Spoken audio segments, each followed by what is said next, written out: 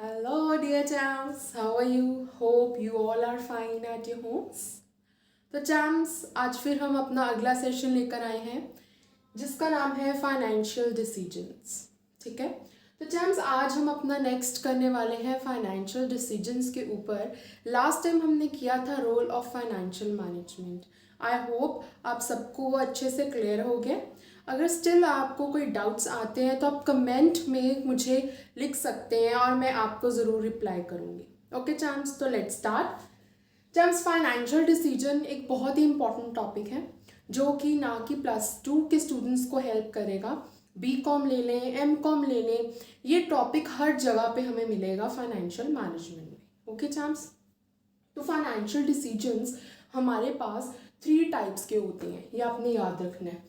Investment decisions, financing decisions and dividend decision. ठीक है, तो हम अगर इसकी शॉर्ट फॉर्म देखें तो ये बनती है IFD, ओके, या FID, FID, FID, financial investment and dividend. तो चैम्स हमें नाम से थोड़ी थोड़ी क्लैरिटी होती है कि इसका मीनिंग क्या होगा, लेकिन स्टिल हम इसको एक आगे फर्दर डिटेल में समझते हैं कि होता क्या है। बहुत ही सिंपल वे में समझेंगे। इन्वेस्टमेंट डिसीजंस का मतलब क्या है? Obviously relating with investment. ठीक है, अब इन्वेस्टमेंट किस में? हमारे जो एसेट्स हैं फर्म के, जितने टोटल एसेट्स हैं फर्म के, वो हमारे कितने होने चाहिए वो हमने देखना है, उसको बोलते हैं इन्वेस्टमेंट डिसीजन। ठीक है, total amount of assets to be held in the firm. Now for example, मैंने एक बिजनेस स्टार्ट किया। ठीक है, अब बिजनेस स्टार्ट कर रही हूँ तो मुझे देखना पड़ेगा ना कि यहाँ पे मुझे कितने एसेट्स चाहिए।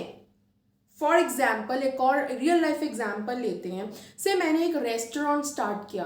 अब रेस्टोरेंट में मुझे ये तो देखना पड़ेगा ना कि मेरी कितनी स्पेस है, सो दैट मुझे क्लैरिटी हो जाए कितने चेयर टेबल रिक्वायर्ड हैं। Those are assets, right.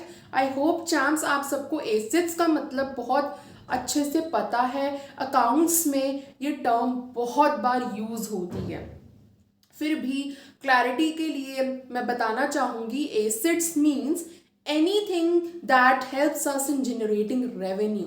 Okay, तो एसेट्स क्या है वो हमने डिसीजन लेना है इन्वेस्टमेंट डिसीजन के अंडर। ठीक है, तो total amount of assets to be held in the firm, ये आते हैं इन्वेस्टमेंट डिसीजंस में। Clear? Second, composition of assets.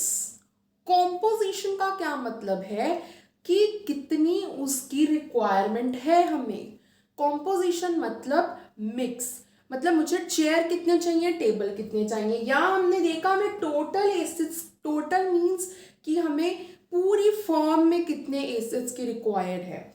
यहाँ पे हम देखेंगे कौन सी चीज कितनी कितनी चाहिए, कॉम्पोजिशन ऑफ एसेट्स। ठीक है, बिजनेस रिस्क। अब अगर हम वो एसेट्स एक्वायर करते हैं उसके साथ रिस्क मेरा एसोसिएटेड कितना है, ऐसा क्यों है? अब यहाँ पे बेसिकली अगर हम बात करें, हम 2 इन्वेस्टमेंट डिसीजंस की बात करते हैं, एक तो शॉर्ट टर्म, एक लॉन्ग टर्म। यही जो इन्वेस्टमेंट डिसीजंस हैं ये आपको क्लियर करेंगे हमने बिजनेस रिस्क क्यों लिखा है यहाँ पे। ठीक है, पहला जो शॉर्ट टर्म इन्वेस्टमेंट डिसीजंस हैं, ये कौन से डिसीजंस हैं? वो डिसीजंस जो कि हमारी एलोकेशन ऑफ फंड्स के साथ रिलेटेड हैं। अब चैम्स, एलोकेशन ऑफ फंड्स क्या है? बड़ी हैवी सी टर्म हमें लगती है, लेकिन इसका मीनिंग बहुत ही सिंपल है। अब से फॉर एग्जाम्पल मेरे पास कुछ कैश है और उस कैश को मैंने बांटना है। एलोकेशन का मतलब क्या होता है कि मेरे पास जो पैसे हैं उनको मैंने कैसे बांटना है। से फॉर एग्जाम्पल मेरे पास कैश इन हैंड है, अब उन फंड्स को मैंने कैसे कैसे कहाँ कहाँ पे बांटना है, वो होता है मेरा शॉर्ट टर्म इन्वेस्टमेंट। अब बांटने का मतलब ये नहीं है कि मैंने किसको फ्री में देना है, बांटने का मतलब मैंने कहाँ कहाँ पे इन्वेस्ट करना है। फॉर एग्जाम्पल मैं ये सोचती हूँ कि अगर मेरे पास फंड्स हैं, क्यों ना मैं इसको अपने सेविंग अकाउंट्स में डाल दूँ। अब शॉर्ट टर्म डिसीजंस क्या होते हैं? वो डिसीजंस जिसमें कि हमारी जो हमने इन्वेस्टमेंट किया है वो एक ही साल के अंदर कैश में कन्वर्ट हो जाए।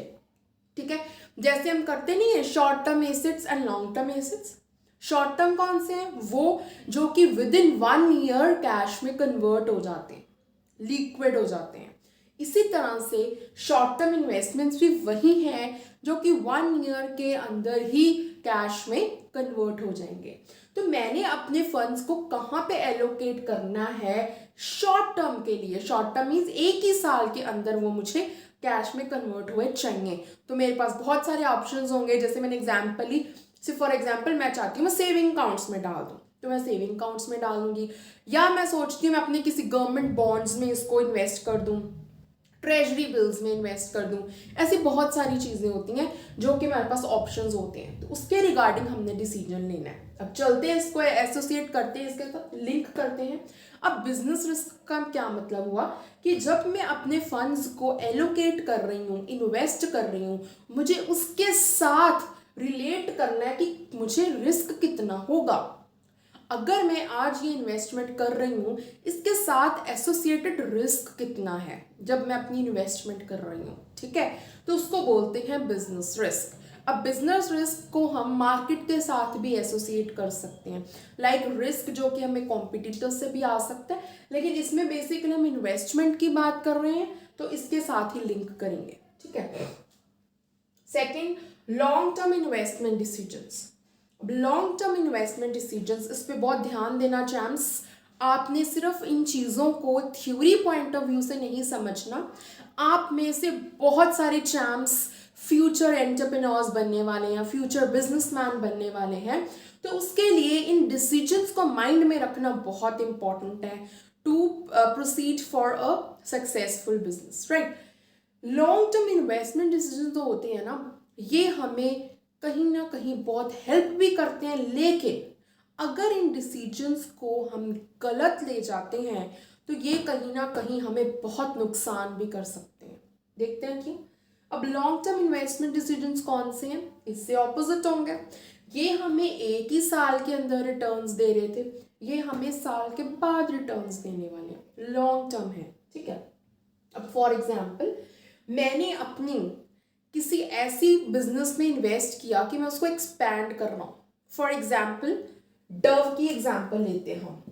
जो डव था वो पहले क्या करता था, इनिशियली उसने सोप बनाना स्टार्ट किया, ठीक है। लेट अस अज्यूम कि सबसे पहले उसने सोप बनाना शुरू किया था।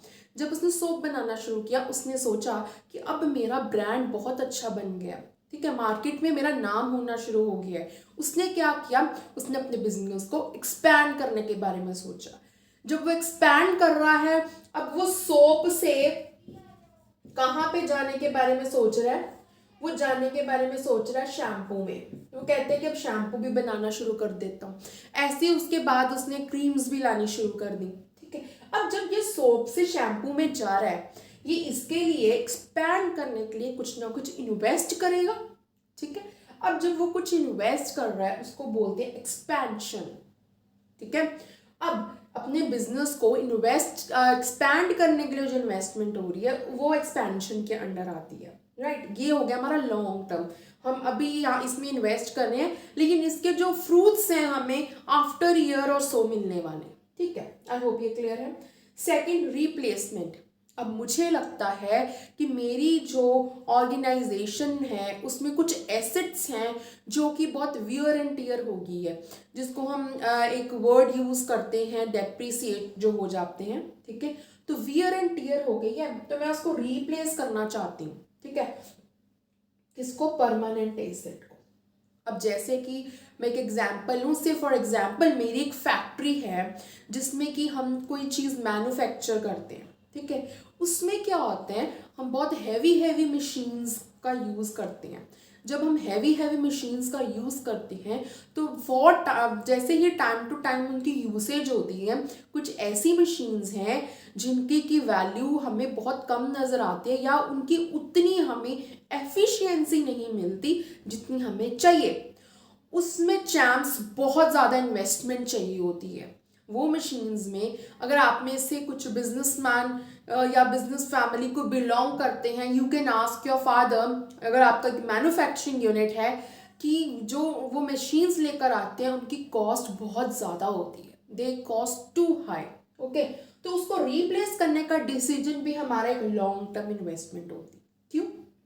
आज मैं उसको रिप्लेस कर रही हूँ, मेरी लॉन्ग टर्म इन्वेस्टमेंट है ना, मुझे आने वाले बहुत सालों में ये मशीन अर्निंग्स देगी। ठीक है, this is my long term investment. Next, research and development.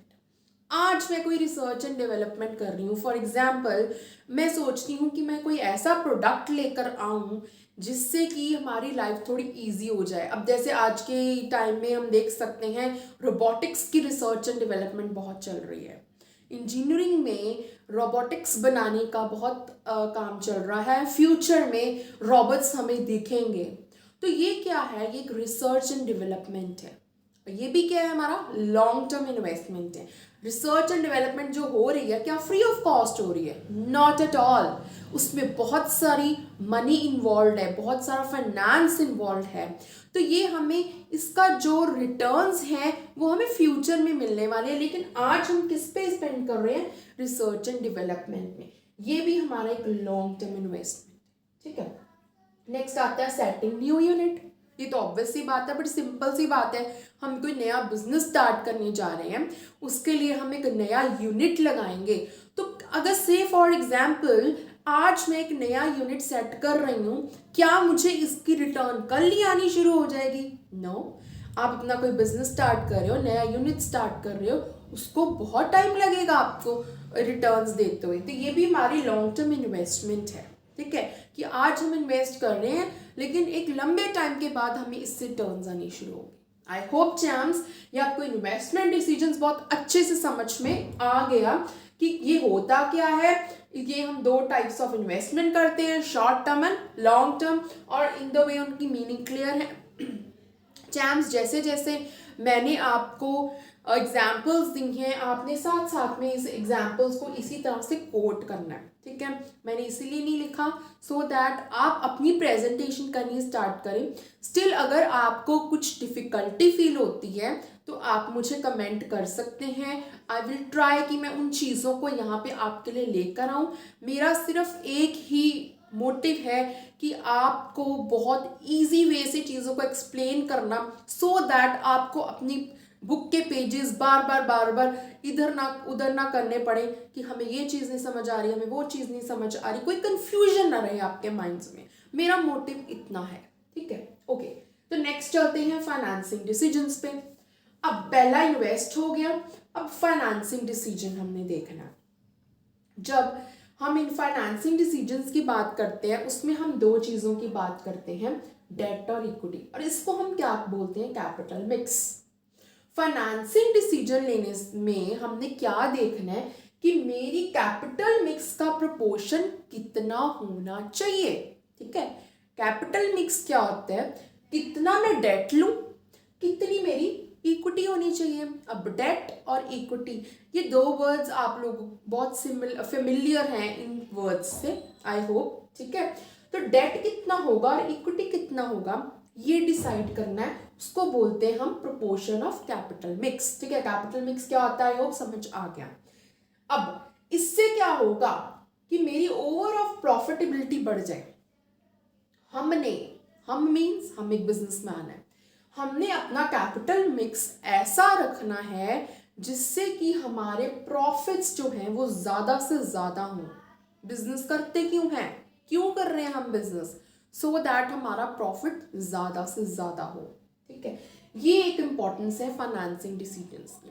आज मैं आपको ना इसके मीनिंग्स बता रही हूँ सो दैट जब हम इसके रिलेटेड फैक्टर्स करें, उन फैक्टर्स को जानने में आपको बिल्कुल भी प्रॉब्लम ना हो। एंड ट्रस्ट मी, जब आप इसके फैक्टर्स अफेक्टिंग करोगे ना, आपको लगेगा कि ये चीज़ तो हमें ऑलरेडी पता है, इट्स नथिंग, जस्ट इन चीज़ों की एक्सपेंशन की हुई है। ठीक है, नेक्स्ट जो तीसरा डिसीजन आता है that is dividend decision. Dividend सबको पता है चैम्प्स, आप सबको पता है डिविडेंड होता क्या है। स्टिल मैं आपको बता देती हूँ डिविडेंड क्या है, जो हम शेयर होल्डर्स को देते हैं in their return, in their investment, return of their investment. ठीक है, जैसे कि डिबेंचर्स पे क्या दिया जाता है? इंटरेस्ट दिया जाता है। ऐसे ही शेयर होल्डर्स को हम क्या देते हैं? डिविडेंड। ठीक है, उनकी अर्निंग्स पे क्या दिया जाता है? डिविडेंड। तो डिविडेंड डिसीजंस क्या होते हैं? It is related to profit distribution to shareholders. क्या है ये? शेयर होल्डर्स को हमने कितना प्रॉफिट देना है, वो होता है डिविडेंड डिसीजंस में। अब हर फर्म को ये डिसीजन लेना पड़ता है और सबसे इंपॉर्टेंट डिसीजन होता है। क्यों? क्योंकि यहाँ पे हमारे पास दो चॉइसेस होती हैं कि क्या मैं इस वक्त अपने शेयर होल्डर्स को प्रॉफिट दे दूं या मुझे जो सेविंग्स हुई हैं वो अपने पास रख लूं। ये डिसीजन लेना पड़ता है। समटाइम्स आपको, अब जो मैं अपने पास रखती हूँ ना अर्निंग्स, उनको हम नाम देते हैं रिटेन्ड अर्निंग्स का। रिटेन्ड अर्निंग्स क्या होती हैं? वो अर्निंग्स जो कि बिजनेस ने अपने पास ही रखी, अपने सेविंग्स के तौर पे। बिजनेस मैन के पास दो ऑप्शंस होते हैं, दोबारा रिपीट कर रही हूँ, या तो वो प्रॉफिट्स को डिस्ट्रीब्यूट कर दे या अपनी अर्निंग्स रिटेन करके रख ले। अब यहाँ पे उसने डिसीजन लेना है बिजनेस ने कि मैं अपने प्रॉफिट्स को कैसे डिस्ट्रीब्यूट करूँ। अब ये जो फैक्टर है ना, ये बहुत ज़्यादा डिपेंड करता है कि शेयर होल्डर्स की वेल्थ कैसे मैक्सिमाइज होगी, कितनी होगी। अगर वो हाई डिविडेंड देता है, ठीक है चांस, ये आप डायग्राम बना सकते हैं रिप्रेजेंट करने के लिए। अगर वो हाई डिविडेंड देता है, उससे अल्टीमेटली क्या होता है? Market price of share increase हो जाता है, ठीक है। अगर market price of share increase हो जाता है, ऑब्वियसली जो वेल्थ है शेयर होल्डर्स की वो बढ़ जाती है, वो इंक्रीज हो जाती है। So this is the dividend, all about dividend decisions. I hope तीनों टाइप्स ऑफ डिसीजंस आपको अच्छे से चैम्प समझ आ गए हैं। इन केस आपको अभी भी किसी डिसीजन पे क्लैरिटी चाहिए तो आप again I am saying comment करके बता सकते हैं। I will help you in every way I can. Okay, so all the best champs, my best wishes are with you. God bless you all.